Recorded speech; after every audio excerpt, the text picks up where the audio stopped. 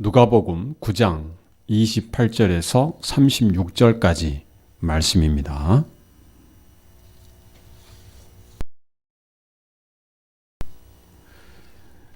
이 말씀을 하신 후 8일쯤 되어 예수께서 베드로와 요한과 야고보를 데리시고 기도하시러 산에 올라가사 기도하실 때에 용모가 변화되고 그 옷이 휘어져 광채가 나더라. 문득 두 사람이 예수와 함께 말하니 이는 모세와 엘리야라. 영광 중에 나타나서 장차 예수께서 예루살렘에서 별세하실 것을 말씀할세 베드로와 및 함께 있는 자들이 곤하여 졸다가 아주 깨어 예수의 영광과 및 함께 선 두 사람을 보더니 두 사람이 떠날 때에 베드로가 예수께 여짜오되 주여 우리가 여기 있는 것이 좋사오니 우리가 초막 셋을 짓되 하나는 주를 위하여 하나는 모세를 위하여 하나는 엘리야를 위하여 하사이다 하되 자기 하는 말을 자기도 알지 못하더라. 이 말할 즈음에 구름이 와서 저희를 덮는지라.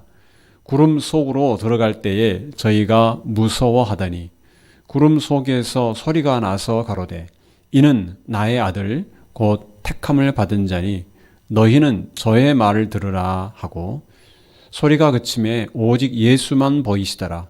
제자들이 잠잠하여 그 본 것을 무엇이든지 그때에는 아무에게도 이르지 아니하니라. 아멘. 기도하겠습니다. 고마우신 아버지 하나님 은혜를 감사합니다. 늘 하나님의 신실하신 말씀을 우리에게 들려주시니 감사합니다. 오늘도 하나님께서 주신 말씀을 우리가 기쁨과 감사로 받게 하여 주옵소서. 우리의 눈과 귀가 열리게 하시고 하나님 말씀 앞에 우리의 마음을 열고 받게 하셔서 이 말씀을 온전히 순종하는 저희들 되게 하여 주시옵소서. 하나님 아버지, 이 말씀을 의지하여 험한 세상에서 더욱 거룩한 성도의 삶을 잘 살아가도록 인도하여 주시옵소서. 오늘 이 시간 성령께서 충만히 임하여 주옵소서. 예수 그리스도의 이름으로 기도하옵나이다. 아멘.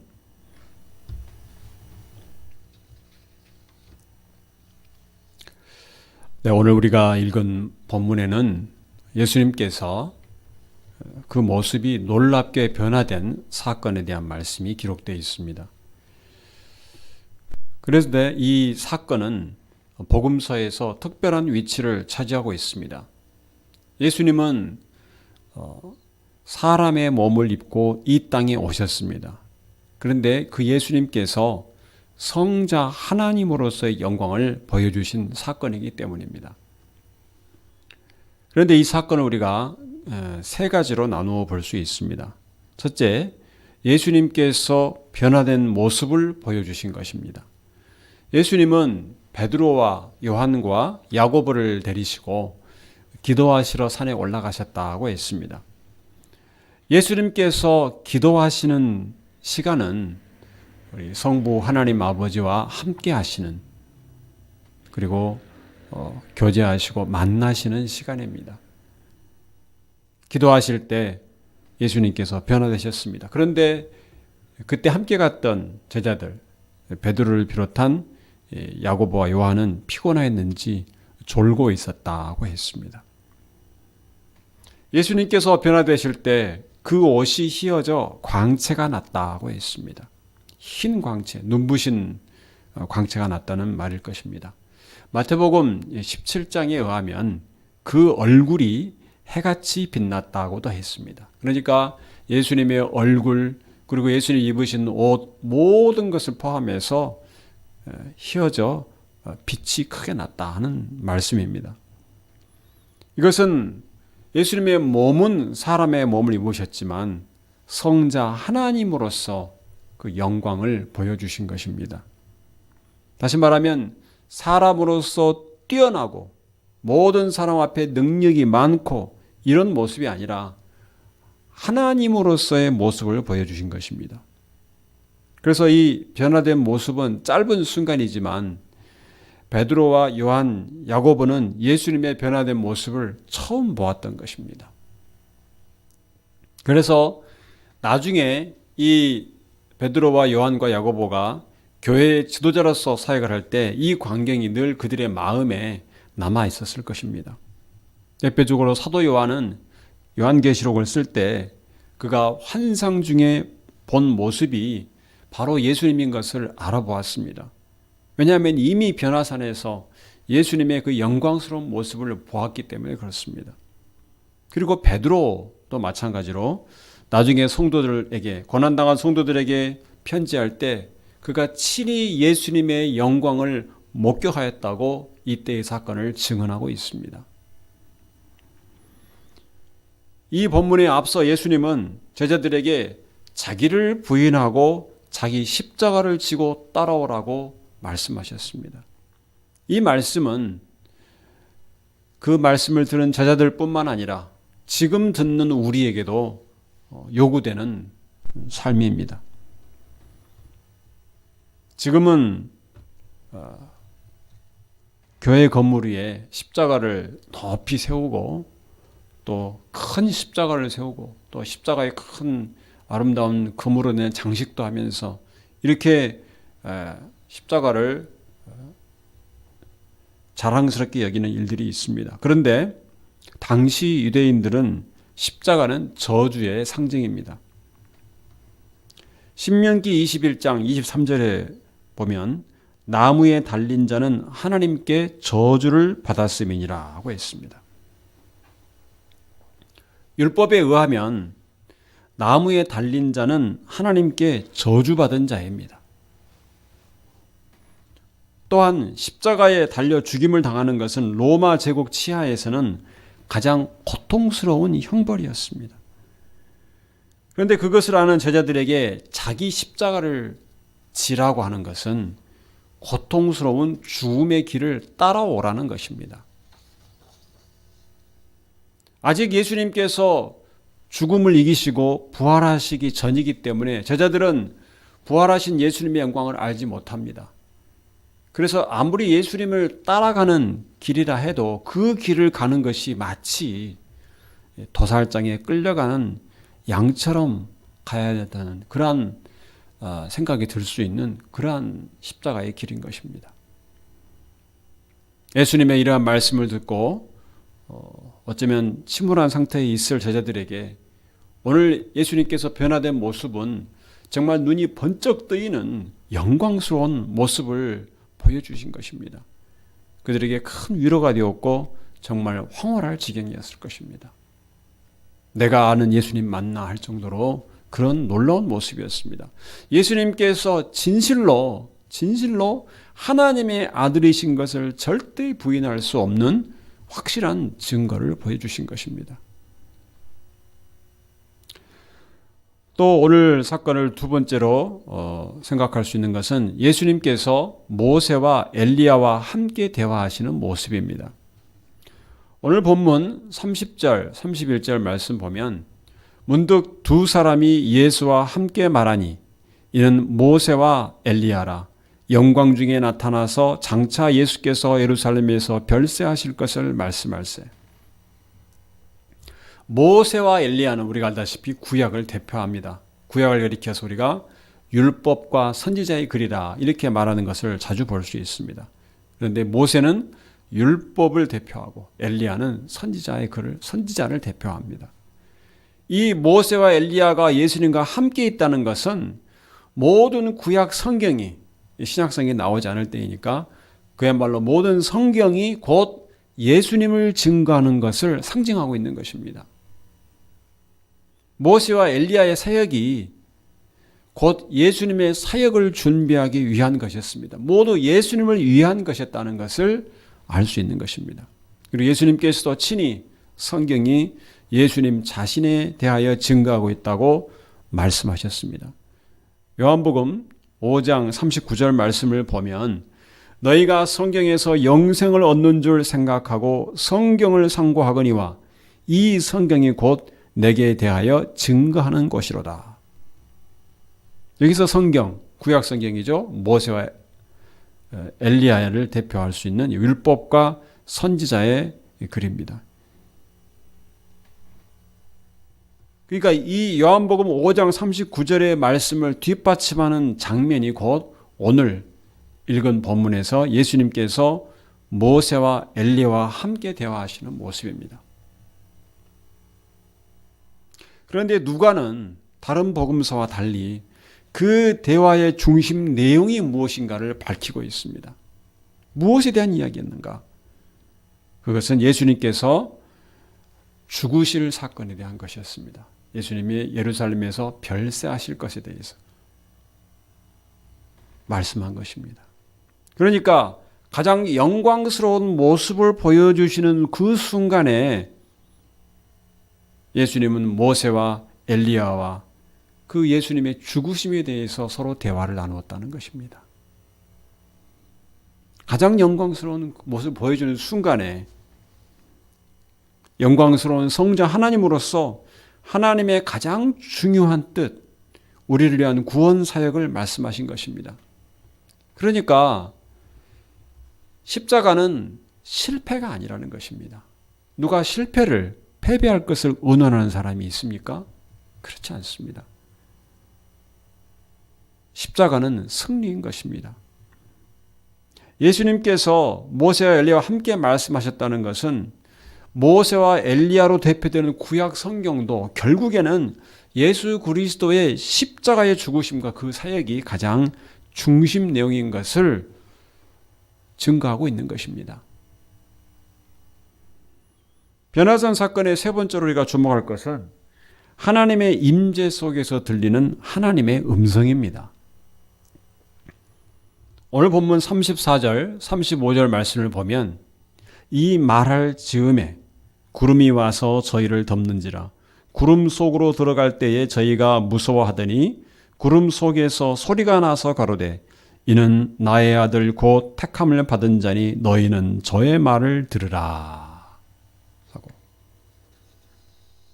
여기서 구름은 하나님의 임재를 나타냅니다. 우리가 성경에서 자주 구름이 하나님의 임재로 나타내지는 것을 볼 수 있습니다. 하나님께서 이스라엘 백성을 애굽에서 인도에 나오실 때 구름 기둥, 불 기둥으로 인도하셨습니다.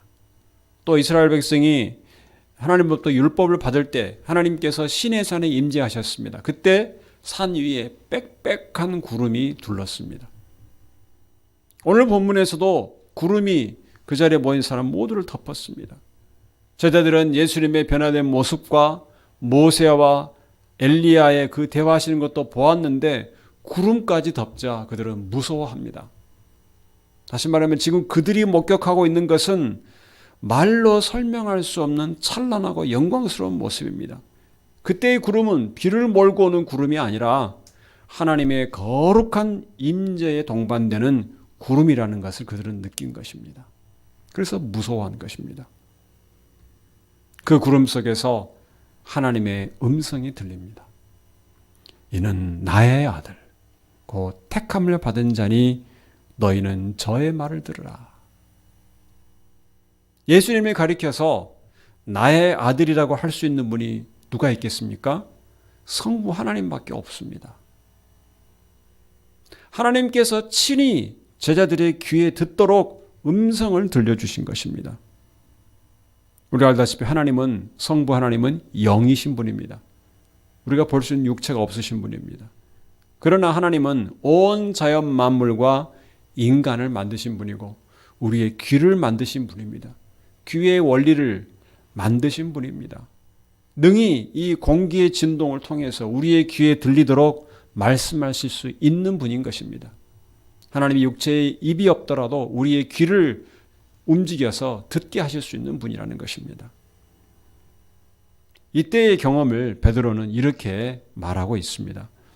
베드로후서 1장 17절에서 18절 말씀 보면 지극히 큰 영광 중에서 이러한 소리가 그에게 나기를 이는 내 사랑하는 아들이요 내 기뻐하는 자라 하실 때에 저가 하나님 아버지께 존귀와 영광을 받으셨느니라. 이 소리는 우리가 저와 함께 거룩한 산에 있을 때에 하늘로서 나옴을 들은 것이라. 확실하게 증거합니다. 착각도 아니고 분명히 들었다는 것입니다.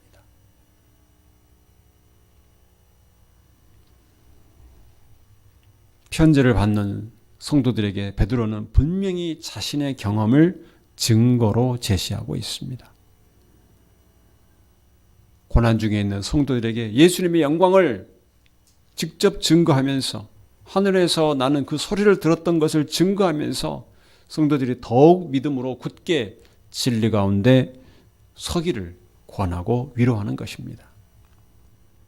이와 같이 우리가 세 가지로 나누어 본 이 변화산의 사건이 우리에게 주는 의미가 무엇인가를 오늘 이 시간 살펴보겠습니다. 한마디로 말하면 예수님이 가시는 십자가의 길이 영광의 길이라는 것입니다. 이것을 이 모든 사건이 다 함께 강조하고 있습니다. 예수님은 제자들에게 죽임을 당할 것을 미리 말씀하셨습니다. 예수님은 메시아로서 병자를 고치고 귀신을 물리치고 죽은 자를 살리시는 등 많은 사람을 놀라게 하고 사람들에게 칭송받는 그러한 사역을 하셨습니다. 구름같이 많은 사람들이 그에게 몰려들었습니다. 5,000명 이상 되는 수많은 사람들을 작은 물고기 2마리와 떡 5개로 다 배불리 먹이는 놀라운 일들을 행하셨습니다. 그런데 그 결말이 죽음이다. 이것은 참으로 치욕스럽고 패배와 허무감과 좌절을 안겨주는 말씀입니다. 내가 죽을 것이다. 그러면 지금까지 그 예수님이 보이신 것이 다 무엇이란 말인가? 이런 생각이 들게 하는 말입니다. 그런데 예수님은 거기에 더 나아가서 너희가 자기 십자가를 지고 자기를 부인하고 나를 따라오라고까지 말씀을 하신 것입니다. 그리고 예수님은 이어서 그것은 부끄럽고 수치스럽게 여길 것이 아니라고 말씀하십니다.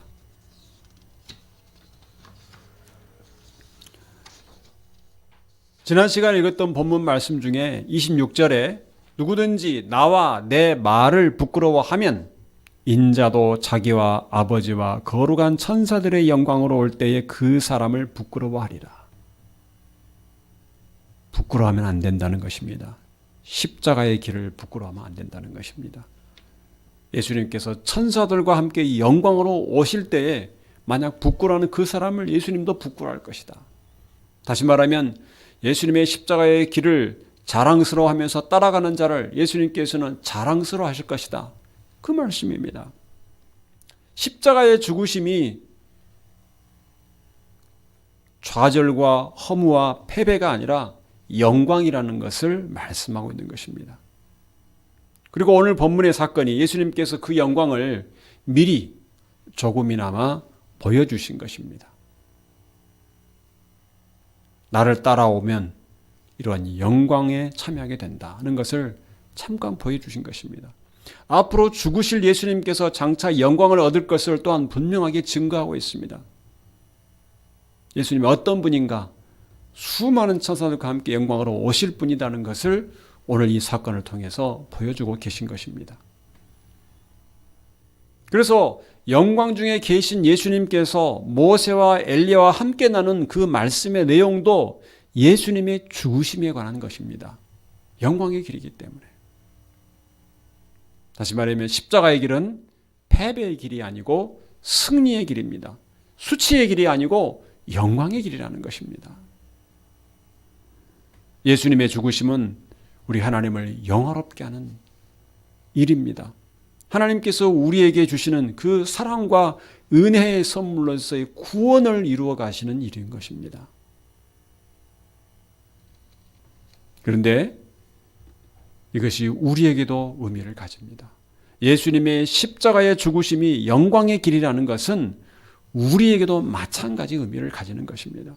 우리가 자기를 부인하고 내 것을 내려놓고 예수님을 주인으로 삼고 나의 주장과 나의 어떤 비전과 나의 꿈과 내 원하는 것 다 내려놓고 주님께 모든 것 맡기고 나를 부인하고 자기 십자가를 지고 예수님을 따르는 길은 영광스러운 길이라는 것입니다. 세상 모든 사람 앞에 자랑스러워할 만한 일인 것입니다. 영광의 주님과 함께하고자 하는 사람이 있다면 누구든지 자기 십자가를 지고 예수님을 따라 십자가의 길을 가야 합니다. 기쁨으로 찬양하면서 감사하면서 이 십자가의 길을 가야 하는 것입니다. 괴롭고 고통스럽기 때문에 눈물이 흐를 수 있습니다. 눈물이 없을 수가 없습니다. 그런데 그 눈물을 주님께서 다 씻겨주시고 영광으로 맞이해 주실 것입니다. 이 기쁜 의미들을 예수님과 함께 갔던 제자들은 깨닫지 못했습니다. 그리고 오늘 본문에 있는 베드로의 반응을 보겠습니다. 33절 말씀. 두 사람이 떠날 때에 베드로가 예수께 여짜오되 주여 우리가 여기 있는 것이 좋사오니 우리가 초막 셋을 짓되 하나는 주를 위하여 하나는 모세를 위하여 하나는 엘리야를 위하여 하사이다 하되 자기 하는 말을 자기도 알지 못하더라. 베드로는 졸다가 깨어났습니다. 뭐가 뭔지 모르고 지금 눈앞에 벌어지는 광경이 너무 좋습니다. 입이 벌어집니다. 한 번도 본 적이 없는 예수님의 놀라운 모습. 뭔가에 홀린 듯 하면서도 그는 말합니다. 주님, 여기가 좋습니다. 그러니까 영적으로 그가 깨어있지 못하니까 지금 자기가 무슨 말을 하고 있는지도 모른다고 오늘 본문에서 말합니다. 베드로가 가야 할 곳은 예수님을 따라서 산으로 내려가서 예수님과 함께하는 것입니다. 여기가 좋사오냐고 머물 것이 아니란 말씀입니다. 그런데 그는 너무 안일하게 여기가 좋사오니라고 말합니다. 예수님께서 영광스러운 이 변화된 모습과 모세와 엘리와 함께 있는 것만, 그것만을 베드로는 생각합니다. 당장 좋은 것만을 취하고 그에 따르는 대가를 지불하는 것에는 관심이 없습니다. 우리의 모습과 비슷하지 않습니까? 내게 좋은 것만을 다 원하고 거기에 어떤 대가가 따라야 되는지를 잊어버리고 있습니다. 영광을 얻는 것은 좋지만 그 길이 십자가의 길을 통해서 얻어야 된다는 것을 그는 잊고 있는 것입니다. 하나님이 약속하신 하나님의 놀라운 모든 신령한 복, 하나님이 예수 그리스도 안에서 허락해 주신 놀라운 귀한 보배로운 진리들, 그 은혜들을 원하면서도 십자가의 길을 가려 하지 않는 우리 성도들의 모습과 얼마나 비슷합니까? 제자들의 이런 모습은 다른 사건으로도 확인할 수 있습니다. 마태복음 20장 21절에 보면 야고보와 요한의 어머니가 예수님께 와서 구하는 내용이 나옵니다. 나의 두 아들을 주의 나라에서 하나는 주의 우편에 하나는 좌편에 앉게 명하소서. 예수님의 옆에 앉는, 옆에 서는 그 영광을 취하는 것에만 관심을 갖고 있습니다. 그 욕심을 내고 있습니다. 그런데 어머니만 그런 것이 아니라, 어머니는 자식을 위해서 그랬다고 생각할 수 있지만 그 자식인 야고보와 요한도 마찬가지입니다. 예수님께서 너희가 이 잔을 마실 수 있느냐 하니까 마실 수 있습니다. 똑같이 그것을 원하는 것입니다.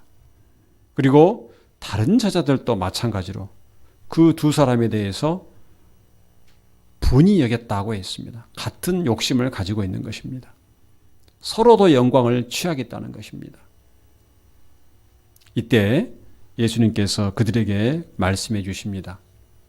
마태복음 20장 26절에서 28절 말씀 우리가 같이 한번 읽겠습니다. 너희 중에는 그렇지 아니하니 너희 중에 누구든지 크고자 하는 자는 너희를 섬기는 자가 되고 너희 중에 누구든지 으뜸이 되고자 하는 자는 너희 종이 되어야 하리라. 인자가 온 것은 섬김을 받으려 함이 아니라 도리어 섬기려 하고 자기 목숨을 많은 사람의 대속물로 주려 함이니라. 아멘. 세상 사람들은 저마다 다른 사람보다 더 인정받기를 원합니다. 다른 사람보다 더 높아지려고 합니다. 이것이 세상의 원리입니다. 그래서 자기의 능력을 드러내고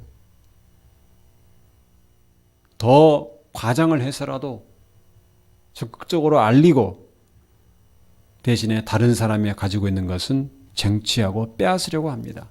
이것이 세상의 원리입니다. 더 높아지려고 더 으뜸이 되려고 합니다. 그런데 하나님 나라의 원리는 세상의 원리와 다르다는 것입니다.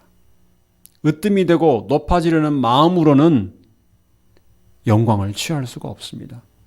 얻고자 하는 것을 얻을 수가 없습니다. 섬기는 자가 되어야 된다고 했습니다. 종이 되어야 된다. 죽음을 각오하는 십자가의 길을 가야 하는 것입니다. 그리고 예수님께서 그 본을 보여주셨습니다. 우리를 위해서 목숨을 내어주신 것입니다. 영광을 얻기 위해서는 십자가의 길을 가야 된다는 것을 예수님께서 보여주신 것입니다.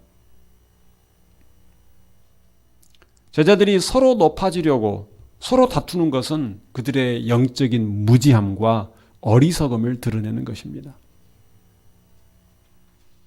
우리가 교회에서 서로 높아지려고 서로 으뜸이 되려고 하는 것을 다투는 것은 이와 같이 영적인 무지와 어리석음을 드러내는 것입니다.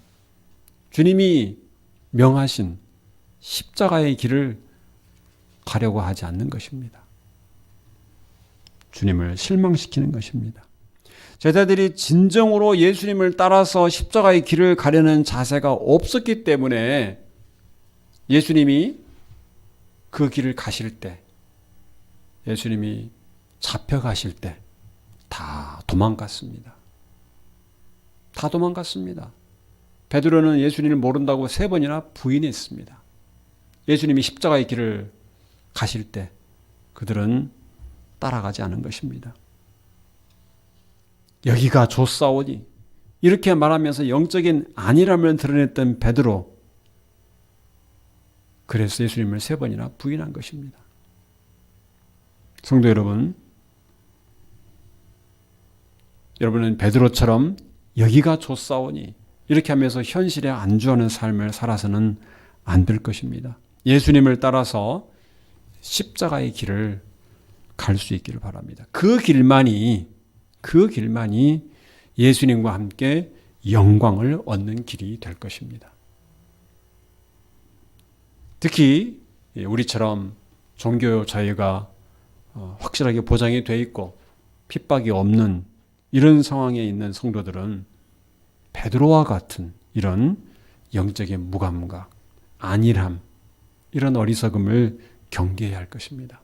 우리는 자유롭게 예배드립니다. 자유롭게 찬양할 수 있습니다.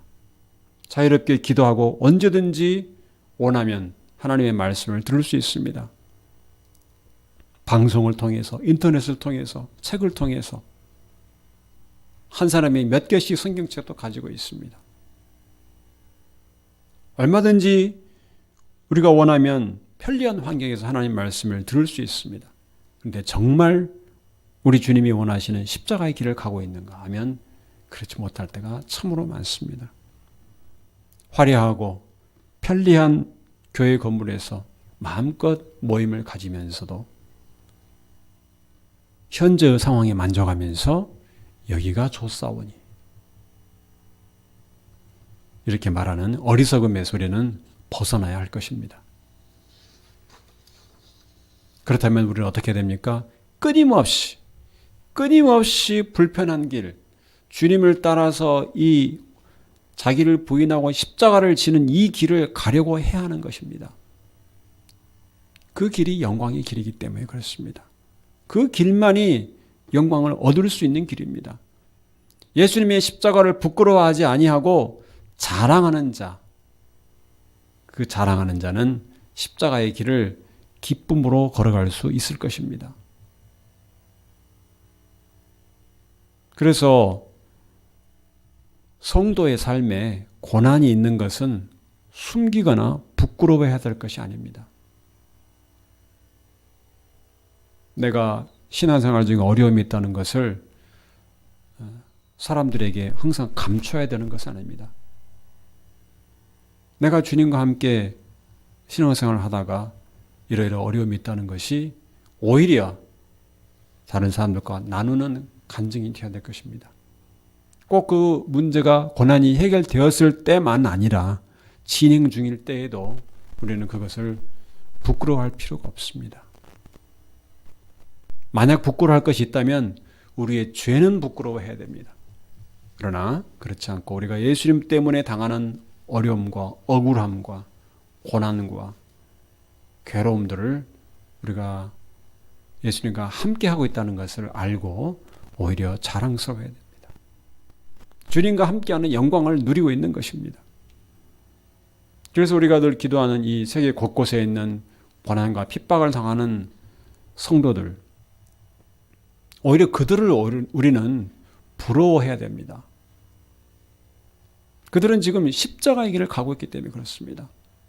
예수를 믿는다는 그 이유로 가족들에게 쫓겨나고 마을에서 추방을 당하고 목숨의 위협을 당하고 나라로부터 정당한 돌봄과 지원을 받지 못하는 일들이 많이 있습니다. 사회에서 말로써 또 폭력으로 공격을 당합니다.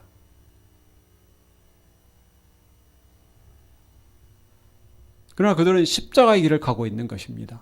예수를 믿는다는 그 신앙 때문에. 예수님을 따라 이 십자가의 길을 가는 성도들을 예수님은 자랑스러워 하실 것입니다.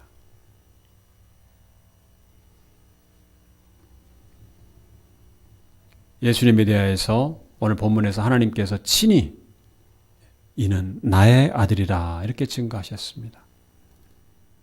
이것은 예수님이 스스로 메시아라고 말씀하시는 것, 내가 곧 그리스도라 이렇게 말씀하시는 것, 또는 예수님이 그리스도시요 하나님의 아들이시라고 고백한 베드로의 고백보다 사람들이 예수님을 높여서 찬양하는 것보다 더 확실한 증거는 하나님께서 친히 말씀하신 것입니다.